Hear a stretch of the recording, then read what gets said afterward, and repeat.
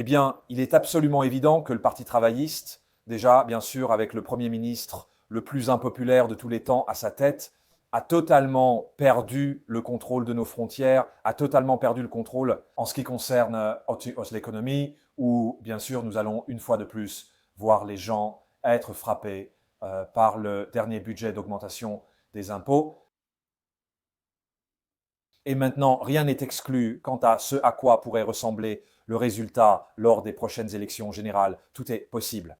Vous pouvez voir, en ce qui concerne les derniers retours volatiles des électeurs, que la réforme est en tête, mais regardez sous la réforme. Et vous avez même les Verts qui dépassent maintenant à la fois les conservateurs et les travaillistes. Et cela signifierait 390 députés réformistes. Les libéraux démocrates sont le deuxième parti et les conservateurs sont anéantis, en dessous des Verts, en termes de nombre de députés. Et ces chiffres expliquent pourquoi ce que Nigel Farage et Réforme disent est si crucial, car il est probable que ce soit le prochain gouvernement.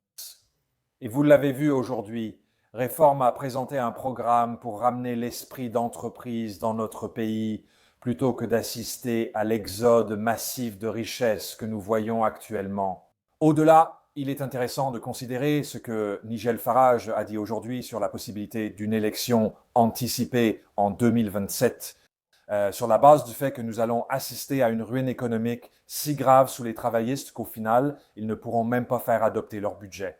Regardez ceci et dites-moi dans les commentaires ci-dessous si vous êtes d'accord avec cette analyse ou non. En fait, même la semaine dernière, le chef du Parti conservateur disait, lorsqu'il était en fonction, nous avons réduit le déficit pendant 14 ans. Eh bien, réduire le déficit est très différent de réduire la dette lorsqu'on continue d'emprunter. Certainement que c'est à des niveaux en temps de paix sans précédent dans l'histoire. Ils peuvent essayer de s'en laver les mains et de s'en éloigner. Mais notre dette nationale a augmenté de plus de 2 fois et demi au cours de ces 14 années et maintenant elle s'accélère. Maintenant, elle s'accélère de façon exceptionnelle. Les prévisions de l'Office for Budget Responsibility pour l'année juste avant les élections générales étaient que nous allions emprunter 77 milliards cette année-là. Cette estimation est maintenant de 130 milliards et elle augmente chaque mois.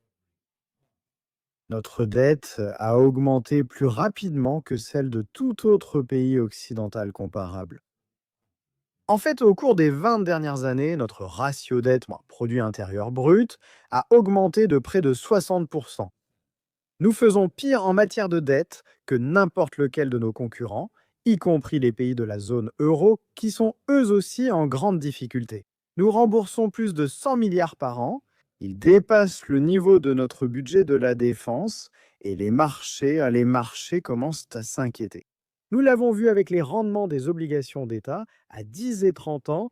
En fait, je pense personnellement que dans 2 budgets, les marchés vont en réalité forcer le chancelier à adopter un véritable budget d'austérité.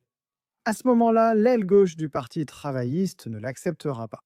Et c'est pourquoi je maintiens ma prédiction qu'il y aura des élections générales provoquées par un effondrement économique qui surviendra en 2027.